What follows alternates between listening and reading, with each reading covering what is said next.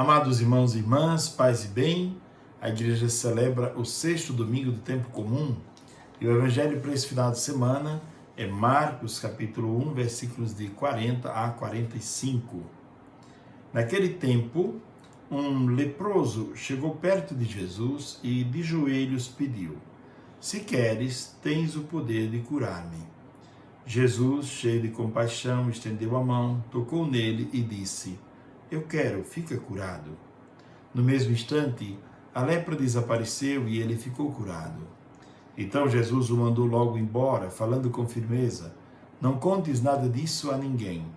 Vai, mostra-te ao sacerdote e oferece pela tua purificação o que Moisés ordenou como prova para eles." Ele foi e começou a contar e a divulgar muito o fato. Por isso Jesus já não podia mais entrar publicamente numa cidade.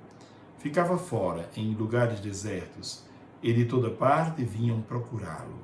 Palavra da salvação, glória a vós, Senhor. Amados irmãos e irmãs, estamos diante de um texto muito interessante, muito cheio de detalhes, muito rico de detalhes. Vale a pena fazer ler a primeira leitura com calma, para fazer uma ponte entre os dois textos, para entender melhor ainda a condição do leproso, quem é o leproso e a graça da cura. E analisemos esse texto com calma. Primeira coisa, o que é a lepra? A lepra era considerada não somente uma doença, mas era considerada uma espécie de castigo de Deus. E o homem leproso, a primeira condição do leproso, é que ele deveria ficar isolado, num lugar isolado da família, isolado de todos. Deveria morar no mato ou numa caverna. E ao se aproximar das pessoas, quando alguém se aproximasse para trazer comida ou coisa desse tipo, deveria gritar: "Leproso, leproso", para que todos soubessem que ali estava um leproso. Alguns dizem que seria imundo, não é? Porque mundo em latim é limpo, aquilo que é limpo, não é? Imundo é aquilo que não é limpo, não é puro. Então o leproso é, antes de tudo, também um homem impuro, um homem marcado pela impureza legal. É um homem que se sente castigado, inclusive, por Deus. É um homem isolado, que vive no seu isolamento uma espécie de abandono, de castigo. Por isso que quando aquele homem se aproxima de Cristo, e aqui vem o segundo ponto, ele se aproxima com coragem, porque não poderia se aproximar, e ele consegue fazer uma coisa que muitas vezes nós não conseguimos fazer no sofrimento. O segundo ponto é esse: ele transforma a sua dor em oração. Porque nós muitas vezes temos a tendência de transformar a dor em revolta, temos a tendência de culpabilizar alguém no momento da dor, de procurar culpados, ou de nos fazer coitadinhos no momento da dor. E ele consegue algo muito belo, que é transformar a dor em oração. Ele se ajoelha diante de Cristo e faz uma oração.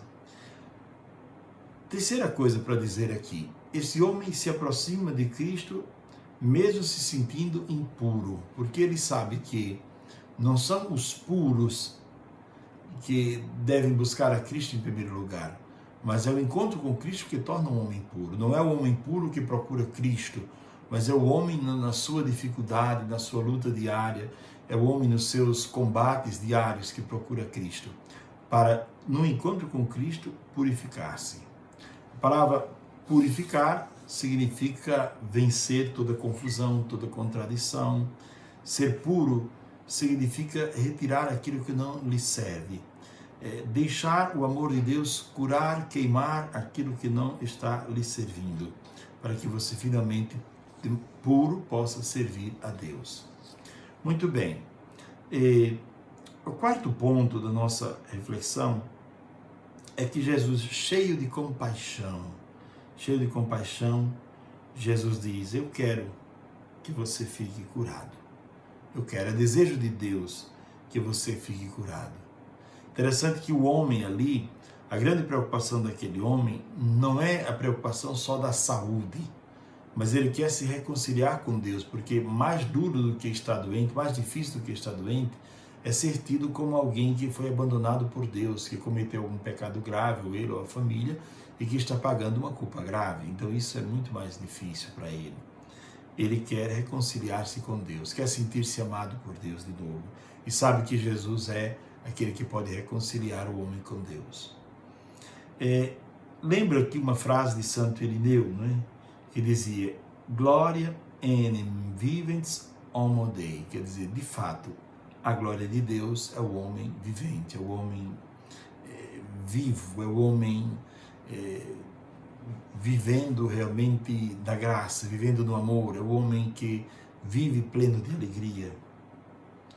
Pois bem, próximo ponto é: Jesus o cura e agora quer que ele viva como um homem curado e não mais como um escravo. Você foi curado, você foi libertado desta lepra, agora viva como um homem curado. Nós cristãos somos homens curados. Somos pessoas que devemos viver do mundo como luz, sal e fermento, transmitindo para o mundo o equilíbrio que brota da graça do encontro com Deus. É isso que o mundo espera de nós, é isso que Cristo espera de nós. Vivermos como pessoas curadas. Veja que no encontro de Jesus com a sogra de Pedro, quando ela ficou curada, qual foi a primeira coisa que ela foi fazer? Servir. Somos curados para servir. Para que aprendamos a servir, para que aprendamos a lei do serviço, a lei do amor. Pois bem, próximo ponto. Jesus diz para ele: não diga nada a ninguém. Por que Jesus não quer que ele diga nada a ninguém? Quando poderia aproveitar para divulgar a sua missão, para divulgar o seu trabalho, diante de uma cura tão bela. Só Deus, os judeus diziam, só Deus pode curar um leproso, é algo muito grave, gravíssimo. Por que ele não aproveitou para divulgar a sua missão? Imaginamos duas coisas, coloco aqui aquilo que dizem boa parte dos teólogos. Primeiro é que Jesus não queria que viessem a ele somente aquelas pessoas que estavam interessadas em cura, milagres, fazer da religião algo como espetáculo. Não. Jesus queria que viesse a ele pessoas que desejavam ser curadas de doenças, de enfermidades, mas pessoas que estavam buscando a ele em primeiro lugar, não pessoas egoístas que queriam somente a cura, o milagre para si. Eu quero ficar curado de uma enfermidade, mas eu quero Cristo, sua palavra, tudo que ele tem para dizer, eu quero comunhão com ele.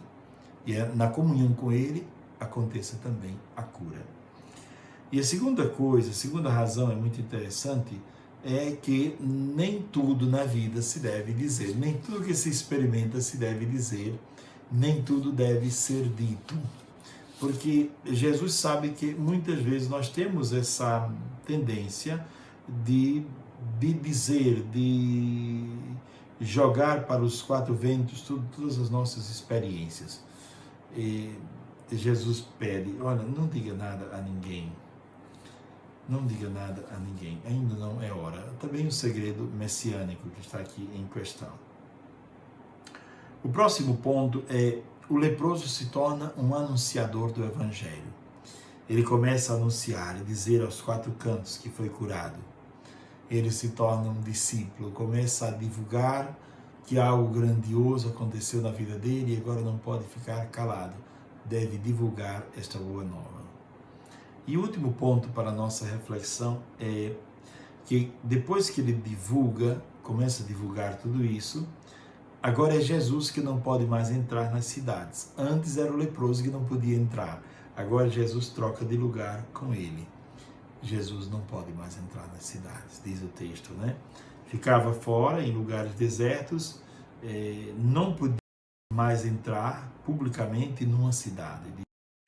Ficava fora em lugares desertos e de toda parte vinham procurá-lo. Amados irmãos e irmãs, eu lembro que normalmente eu elenco aqui pontos de reflexão para aprofundamento. Na homilia que a gente faz todos os aprofundamentos desses pontos todos, colocando a luz da patrística, a luz dos santos padres, a luz também dos doutores da igreja e dos santos, aquilo que a gente possa recavar de cada ponto desse. A gente faz aqui apenas uma elaboração mais minuciosa, mais detalhada, a partir do texto, daquilo que se pode servir, daquilo que pode servir de fonte de meditação e de reflexão. Portanto, eu desejo a todos um domingo abençoado e quarta-feira de cinzas nós começamos um retiro quaresmal. Nesse retiro quaresmal eu quero caminhar com o povo de Deus, refletindo sobretudo sobre as fontes da nossa espiritualidade. E nós vamos refletir sobre os grandes combates espirituais na Bíblia e nos santos padres da Igreja. Abençoe-vos o Deus Todo-Poderoso, o Pai, o Filho e o Espírito Santo. Amém. Tenham todos um ótimo domingo, paz e bem.